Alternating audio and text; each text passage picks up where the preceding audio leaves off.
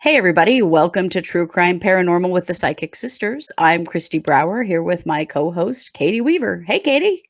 Hello, how's it going? It's going great. We are excited to be with you today. We were joking that the case that we're doing for this show has been waiting for a while. We've almost Mhm. done it a couple of times and it gets bumped or we run out of time or whatever. And so poor Henry Or something McCabe has exciting been happens. right. Yeah, So poor Henry McCabe has been waiting a while to get his turn on our show. he has. If the Vallow case would quit having weird shit happen, Right? Then we might actually get to do except this they case. can't, and there's been more this week, but that'll I be for know. next week to That'll discuss. be next week. Yes. Right now, it's really Henry McCabe's turn. But before we get We started, can't bump him again. We we cannot. cannot. No, I'm quite sure we're both going to get contacted if we do. So at this point. So before we do that, let's do a little check in. Katie, how are you? I am okay. We've had some really weird energy this week all over the map. Yeah. It's been really anxious, really up and down, and Mhm. yeah, I think it's this human resonance more than anything, but yeah, Mm. I'm okay. I mean, I'm fine. There's nothing wrong. Just really feeling it. But I talked a little bit. I think last time we met about being really sick of my flower beds and being really determined to do something with them, and by Yeah. God, we did. So Oh, well, there you go. Problem rest solved. assured, all is well in my world. Glad to hear it. Glad to hear it. So really, truly, I'm okay. But if you guys have been feeling, some weird energetic shifts this week, that's pretty par for the course. This energy is. Ugh. Yeah, it is. I've been all over the place too. I'm just in a good mood tonight because I'm finally getting my hair cut. Yes. So this is, if you're listening to the show later on, we're Mhm. still currently in the midst of the COVID-19 shutdowns, and Yeah. um, hairdressers just opened this week in our area. Mhm. And because I'm super high risk, I got very lucky that my hairdresser has agreed to cut my hair after hours in her salon. So I'm the only person in there, Yeah. which I think is really sweet. And so I'm very excited. So after we record That's the show, awesome. I'm going to get a haircut because my hair is driving me nuts. So, Well, it looks great anyway, but I'm glad you're going well, to get it thanks. done if I that makes you also feel got good. a yes, it does. I also got a massage today for the first time in 10 weeks. Yeah. I usually get a weekly massage, so if that tells you Mhm. how pissed off I have been that I have had to go that long without one. So, I'm doing all right. Things Good. are good. Yeah. That sounds like a whole lot of good self-care. It is very good. Yeah. Okay, now Henry McCabe. Let's get Henry McCabe in the spotlight. This is the Without further ado. without further ado, this is the mysterious death of Henry McCabe. So this is one of our cold read shows. I'm going to present the case to Katie. She's going to give us a cold read on what happened with Henry McCabe. So Mhm. she hasn't studied the case. She's just going to Mm-mm. give us her cold read on what's gone on with him because this is still an unsolved death. I can't really call it a murder at this point, at least legally, it's not called a murder. It was called a drowning Mhm. and deemed an accidental death, but there are a lot of weird things about it, so we're gonna just jump right into it. Okay. So, Henry McCabe lived in Mounds View, Minnesota. Okay. He was a Liberian man who, emigrated to the United States when he was 14 due to a civil war in Liberia. Something I didn't know is that in Mounds View, Minnesota, there's quite a community of people from Liberia who live Okay. there, and he was a prominent man in his community, well known, um, professional guy. He worked for the state. He was an auditor for the state, Okay. and so he was somebody that people knew well and Mhm. and thought highly of.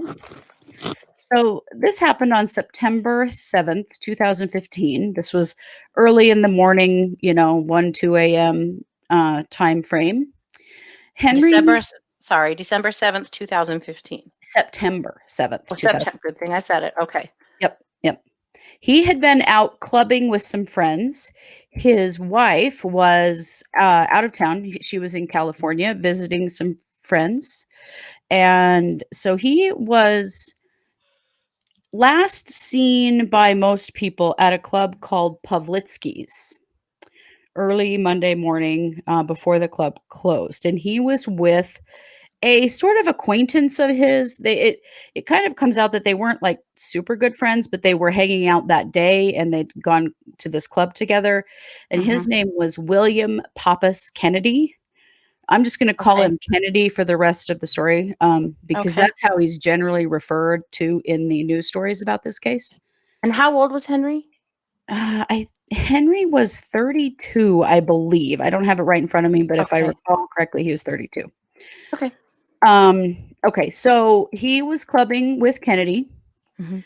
They had, ridden to the club together, and so according to Kennedy, after they left this nightclub, Pavlitsky's, he dropped McCabe off in Fridley at the Super America gas station on 73rd Avenue. There are conflicting stories about why he dropped him off in the middle of the night at a gas station, but one of the main ones is that Henry was insisting that he drop him off. But again, all we have is what Kennedy says because we don't actually know.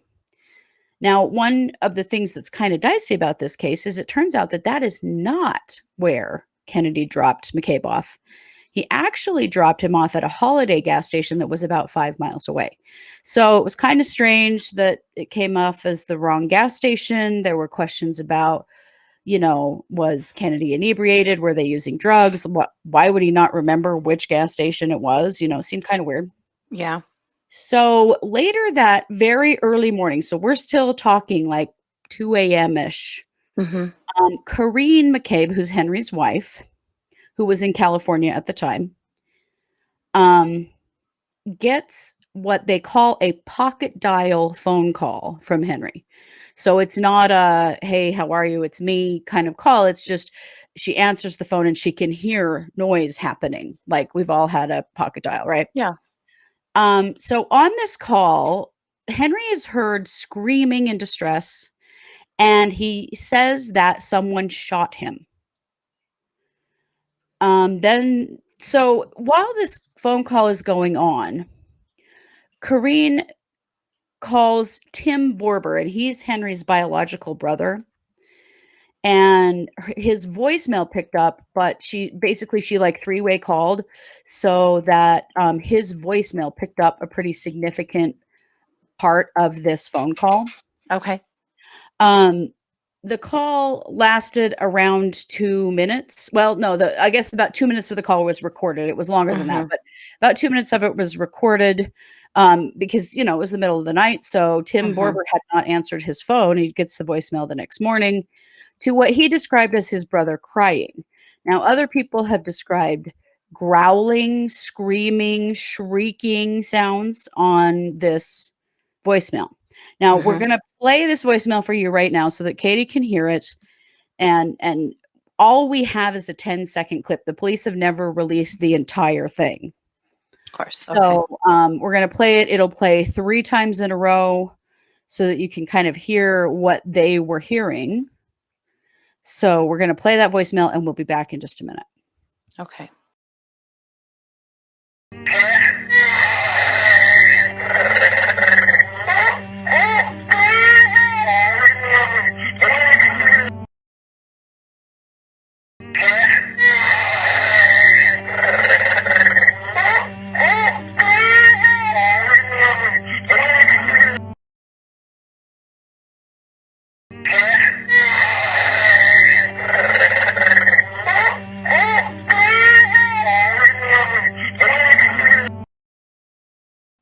Okay. All I have to say is, whoa. Yeah, that is That extremely unsettling. it doesn't even sound human. Right? No. Like, it sounds like a wild animal screaming. I mean, a person could sound like that if they were in major distress, but Mhm. if you were just to hear that part with no context, I would think you wouldn't even realize it was a human being making those sounds. Mhm. Mhm. There was I read an article a few years ago, about a woman that was attacked by a shark. She was a diver, Okay. and she was in full gear, and she was recording, she was making a documentary, and she was attacked by a shark. And later in the interview I listened to, they played her screams, because it was recorded, right? Because she Uh-huh. was recording. Oh, wow. And she said, going back later and listening to those, I didn't even know sounds like that could come out of a human being. She sounded like a wild animal. Yeah. And when I heard this recording, it reminded me of that article and Mhm. hearing that woman scream like that when she was being attacked by a shark in mortal fear. Sure. Anyway, You could I did certainly make a, make a sense of connection there. Yeah. Yes. So, that. but Okay. that's incredibly unsettling. Super unsettling. Can you imagine, like, you have 2 minutes of recording sounding like that? I mean, that was only 10 seconds. Can you imagine how frantic his wife must have been? I can only imagine. She's not even in the state, Yeah. what can she do? She has no idea Mhm. what this means. Of course, then he's not answering his phone. She can't, get a hold of anybody that knows where he is or what's going on. So then what happens is that the brother, Tim, hears the voicemail the next morning. And when he listens to it and he hears what he described as his brother crying, I think Mhm. it's maybe way more extreme than that. But he Mhm. knew something was really wrong. And so he filed a missing persons report with the Mounds View Police Department, Mhm. which is where Henry lived. So next day, um, brother files the police report. Henry does not show up for his job as an auditor for the Minnesota Department of Revenue. He didn't call or show, which was really weird. He loved his job. That was very much unlike him. Mhm. No one could find him. No one could get a hold of him. He was just gone. Wow. So the Minnesota police were called in and they met with Henry McCabe and other family members to kind of get an assessment of what had happened and decide what to do. Let's see. So the police did a family interview with some of the family members, and they learned the names of the other people that he was with at the club that night. I don't have their names, but basically they all said they didn't know where he was. They hadn't seen him since he left the club. But a couple of strange things. So one friend, a different unnamed friend, had his wallet. Mm. And Kennedy, the guy who was driving him around supposedly, Right. had his keys. And Hmm. so when he was dropped off at this gas station, he didn't have his wallet or his keys. He wouldn't have even been able to get into his house. Mhm. So found that interesting. Let's see. So the police decided this was a really suspicious case, and Mhm. so they started searching for him. Mhm. They were keeping an eye. He didn't use his bank account. He didn't contact his family or his job or anybody. And, nothing ever, and his phone never turned back on. So he just basically disappeared without a trace. So the police looked for him for 3 months. Wow. They did learn finally that Kennedy had given the wrong gas station name about where he dropped him off. They did have some um, evidence that proved that he was at the Holiday gas station, not the Super America gas station. But Mhm. that's really all they had. I mean, this just went nowhere. He just dropped off the face of the earth, it seemed like. Mhm. Then on November 2nd, 2015, in the police, well, let's see, somebody discovered a body at Rush Lake. This is in New Brighton. This is also Minnesota. And they discovered a body in the lake. And it just determined that it was, in fact, Henry. Yeah. So they found him 3 months later. Mhm. There are lots and lots of questions about what happened to him. Let me tell you a really strange thing because I think this is pretty key. Mhm. He in this screaming, crying, howling phone call, he says he's been shot. Mhm. When his body was found, he had no injuries at all. He was not shot. He was not in any way actually harmed at all. He didn't have any injuries at all. They determined it to be a drowning, which seemed strange. How did Yeah, he really get strange. from the gas station to the lake? It does seem that there's questions about if people were honest about if they knew where he was that night. There's questions about did the other friends know where he was? There's never been a super clear explanation about why Kennedy just dropped him off and left him there at 2:30 in the morning. So that is the story. That's kind of where it ends. There are a Mhm. lot of theories Sure. around it, of course. One of them being that it has something to do with the Liberian Civil War that he fled when he was 14. Um, and I don't know. Some people have wondered about that, but there's not really. Henry's mother felt that her son was sacrificed in a Liberian ritual that might have had to do with the Liberian Civil War, but there was never any evidence of that. It was just simply, I think, maybe made her feel better at the time To assign something to it, to assign sure. something to it, but he was a 14-year-old kid when they left Liberia, and he was Mhm. now an adult, like, there's a huge span of time between the time he left Liberia and the Mhm. time that he was killed, and there was never any evidence of that, and so this is still an open case. It is kind of a suspicious death case. Excuse me. It's not been necessarily deemed a murder, Mhm. because they just don't have enough evidence to know for sure what happened to Henry. So Mhm. that's the story. What do you got? What are you feeling about this? What do you think happened to Henry? This is such a weird story. I looked at the Liberian angle, it didn't settle for me. I looked at the financial angle, regarding his job. Okay. That didn't settle for me. Right. I I mean, he, basically was a tax auditor for the state. none of those things come up for me. Um, there was forensics on his body, I'm assuming. Of course, he had been in water for a He'd long been time, in so water there's for 3 probably months. not. It really didn't tell him anything. Yeah, that's what I was guessing. Other than he hadn't been shot and he didn't have any injuries, that they Right. could tell. I mean, I would imagine that soft tissue injuries on a body that has been floating in the water for 3 months, I mean, they'd know if he had broken bones, Sure. but would they know if he had bruising or? A black eye. See, I think he had maybe some light bruising, things like that, but I don't think he had any, like, major injuries. I Mhm. don't. Okay. I do feel like after he okay, I'm backing up. Okay, I feel like at the club that there was some kind of drug use involved.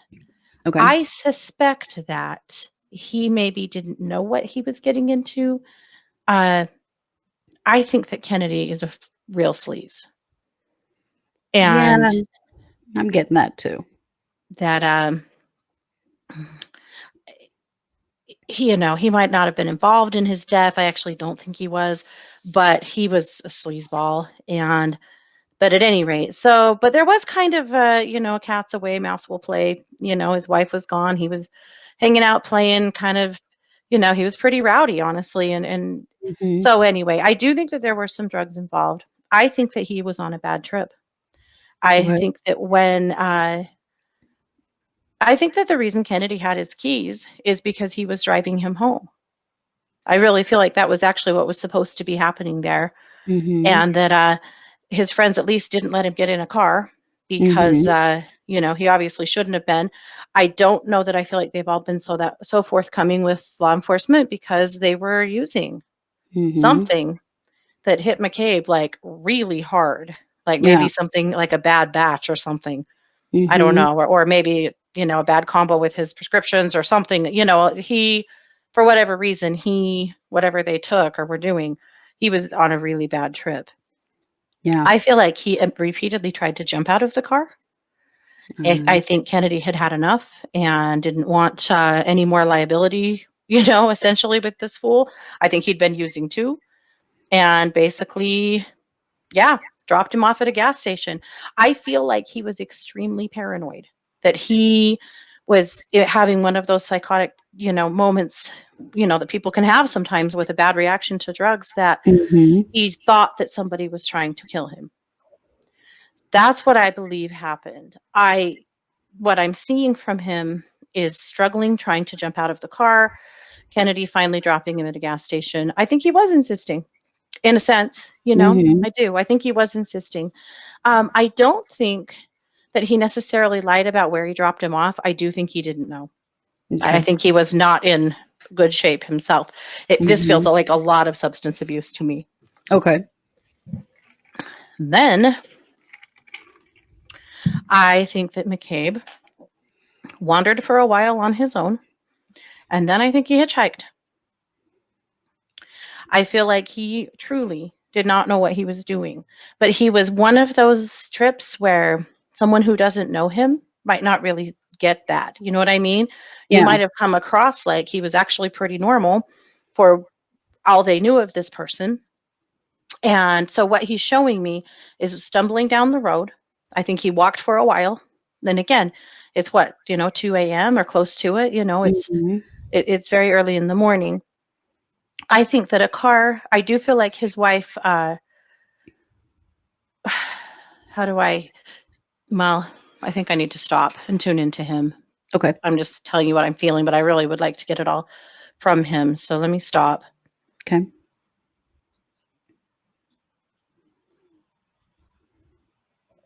I have no idea what they used. I just keep hearing brown.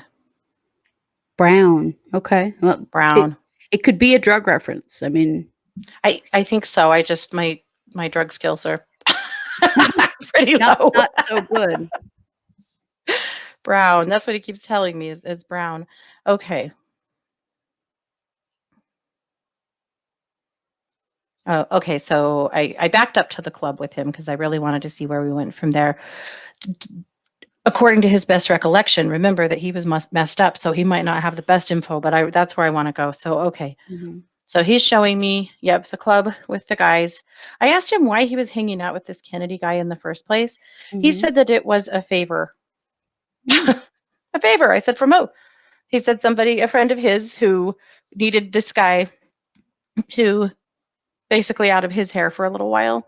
I think he Mhm. was interfering pretty heavily in another friend's life or something Mm. along those lines, but he was hanging out with him that day as a favor of all things. Okay.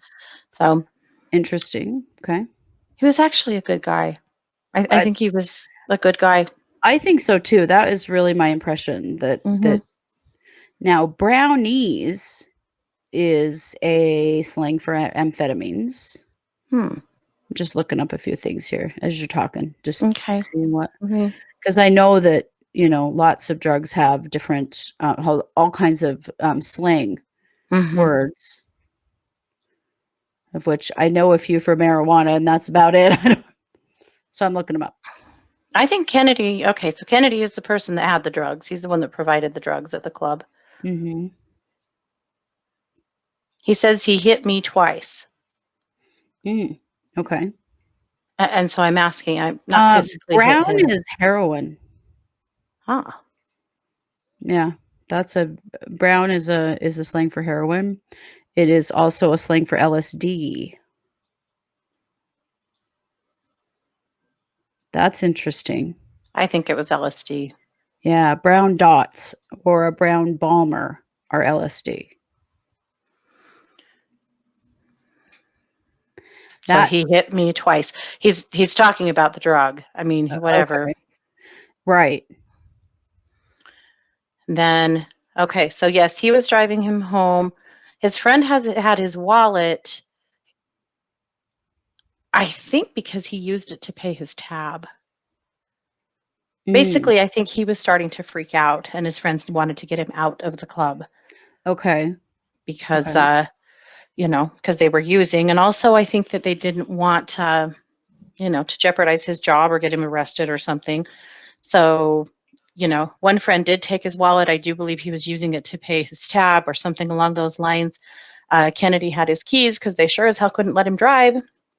Right. And he says he remembers feeling like he was floating, spinning.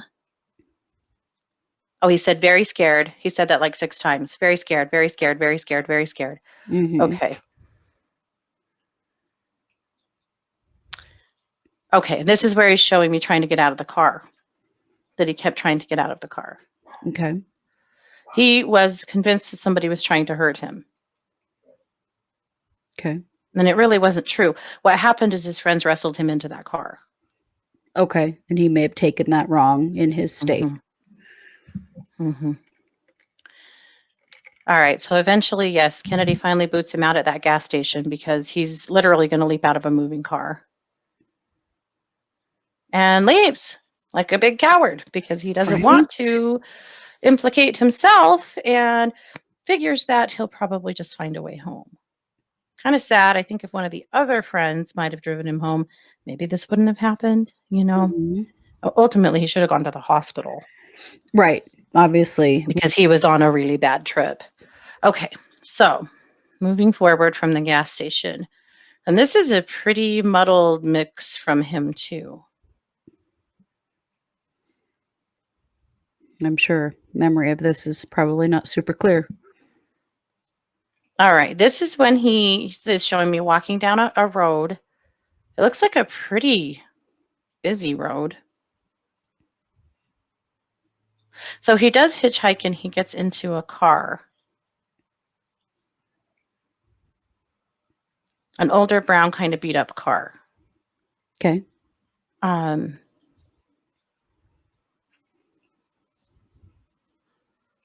Basically, he just keeps saying to these people, I just got to get home. I just got to get home. And he's not really communicating well. He tells them he's got to get home. I believe they tell him where they're headed, and he says, okay, that's okay, that's okay. Weird that what he's showing me is everything he says he repeats like 6 times. Mhm. But all right, so at some point, I feel like he goes crazy in the car, and they stop and kick him out. Okay. This is close to where he dies. I Okay. feel like it's after he gets out of their car that he butt dials the wife.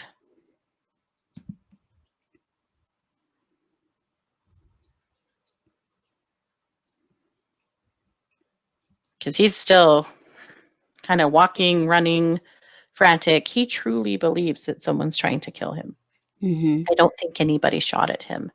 I do wonder if the people in the car had a gun, and Mm. that's maybe how they got him out of their car. At some point, I Mhm. think they realized that they had a crazy person on their hands, and Mhm. they just wanted him out of the car, and Sure. they sped away and left him. And let's see, this is where I think he was close to the lake. I think he was close to where he died at that point. That's when he made the butt dial. I'm unclear on whether he had his phone with him. Was it with him when he died? We don't know. I haven't seen anything that said that where it was recovered or Where it not, was. just that it was never turned back on. Hmm. I don't think he meant to use it at all. But I do think that the sounds that he was making were not a wild animal. I think they were truly him. Mhm. That was the level of freak out and distress that he was undergoing at the time. Mhm. But remember too, he's now been way down the road in a car with strangers. He's on this trip. He's scared to death. And now he's basically kicked out of the car, kind of, it looks like in the woods or in a woody area. He Mhm. is truly that scared. Has no And I idea do where he is, I would imagine. no idea where he is and still thinks that somebody's trying to kill him. He's trying to get away. And I do think that he ran right into that lake and drowned. I do think it was an accidental drowning. I don't think anyone actually did this to him. It's extremely sad. I feel like his friends are, wow, with friends like that, who needs enemies, Yeah, I obviously I think covering that their own they asses in this Mhm, situation. absolutely. I think in part they lied to the police a little about, seeing him or what happened there. I think in part maybe they don't know for sure because they were all kind of messed up, but that's what I feel like happened. It's profoundly sad. I'm so sad for his wife Yeah. because just Children so too, I many. believe he did have children also. Uh-huh, and so chilling to have, that phone call and his death and Oh 3 my months gosh. of him missing and not knowing, and that, I mean, the whole thing is just really terrible, and I'm just disgusted with the people around him that I think know more than they're saying. They're just to what end are they gonna say, you know? Mhm. I mean, at this point, what will it do? It'll, implicate him as somebody who was doing drugs, which they really don't want his wife to have that kind of idea and kids to have that idea of him. And Mhm. they don't want to implicate themselves either and, jeopardize their own lives and jobs. And he's dead Sure. anyway. So no one's Right. going to say anything, you know. Though I do Mhm. feel like the police kind of leaned on the Kennedy guy.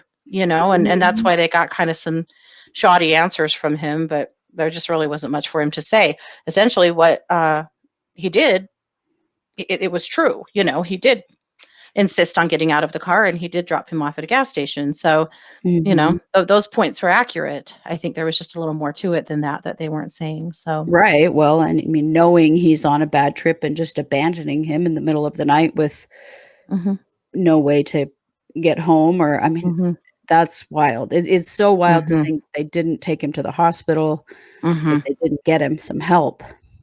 well, also the people that picked him up and then kicked him out of their car. Why didn't they call the police? Right, why not call the police and say, "Hey, this guy's freaking out, he needs help." hmm Something.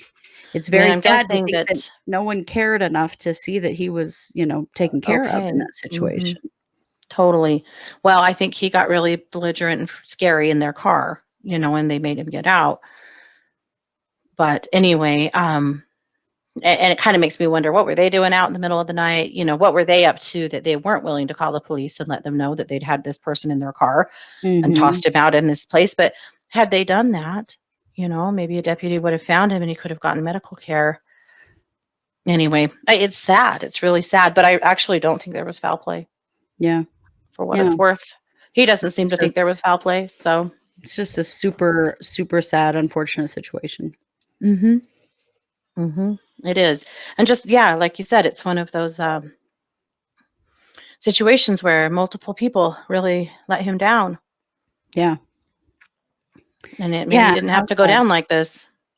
Yeah, yeah. Well, I think always in cases like this, we should take a lesson, that if you see Yeah. somebody in a situation like that, you need to call the authorities, call 911, somebody, get Mhm. that person some help. If you don't feel like you can help them safely, obviously people felt they couldn't help him safely, then Mhm. just leave him alone in the dark, with no Mhm. assistance, and Mhm. because obviously it led to his demise, which is really unfortunate. Mhm. It happens quite a bit with partying and with, Mhm. excessive drinking and with drug use. There was a case like 2 miles from my house just here a year or 2 ago where Yes. a guy, like late teens, he and his friends had been out partying. He'd parked his car in a parking lot of a closed business, and he was, like, passed out drunk, and they just drove back to where he'd left his car and put him in it. And the next day, people got to work, and there was a car in the parking lot that nobody could identify, and discovered a dead body in the back seat.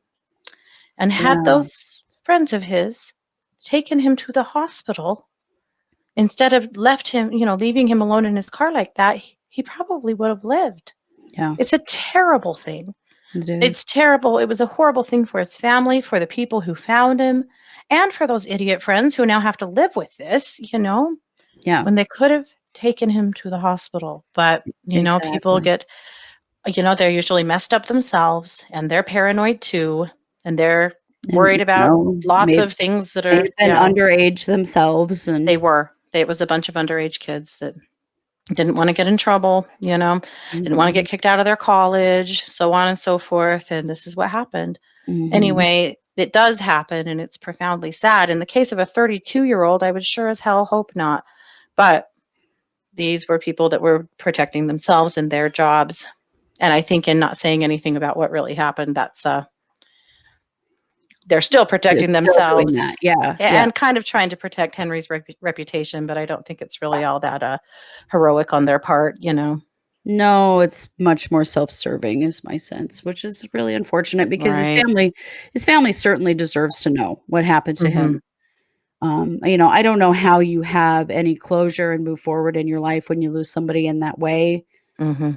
and there's always that question hanging over your head for the rest of your life about what happened to them. I mean, that Mhm.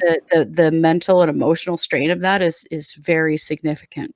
It is, and for the wife who, first of all, was out of town, so she also has to live with the fact that she was out of town, and had she been home, maybe this would have never happened. And then again, maybe it would, we don't know that, Right. but I know as working as a medium and working, God, with I can't even tell you how many families over the years, who've lost somebody, the living want to make themselves feel guilty. Mhm. They really want to make themselves feel guilty. There is a layer there of humanness that we want to feel guilty for when somebody dies. Well, we wanna feel like we're in control. We wanna feel like we have Yeah. some power over a situation like that when so frequently we don't. Hmm. But I get it that, you wanna if you take on responsibility for it, it means that you had some power in that situation when in fact you're Yeah. just completely powerless. Yep. Yep. For sure. So there you have it. Well, a lot of love to Yeah, his family because that is just most an definitely. extremely unfortunate and unnecessary thing. It's just really sad. Yeah, it really is, it really is, but, I'm glad at least that you made some contact with Henry and got some answers here. Yeah. Yeah. Well, he'll just be, hanging out in heaven, waiting for his family and taking good care of them as best he can from the other side, Sure. because that's what they do. That is what they do, that is very true. Hmm. Well, don't forget to check us out on Facebook. We're True Crime Paranormal with the Psychic Sisters. Hmm. Of course, you might be watching this as a YouTube video, but if you're listening to it as a podcast, we have a video. We have a YouTube channel, so you can watch the shows if you want. We are also on Patreon. If you want to become a patron of our show and get some extra content that way and support what we're doing and help us keep doing what we're doing. That's always appreciated. And so you can find us True Crime Paranormal with the Psychic Sisters at Patreon as well. Wonderful. Yeah. All right. Well, thanks for joining us tonight. And we'll see you next week with another All right. story. Perfect. Bye, guys. Take care. Bye.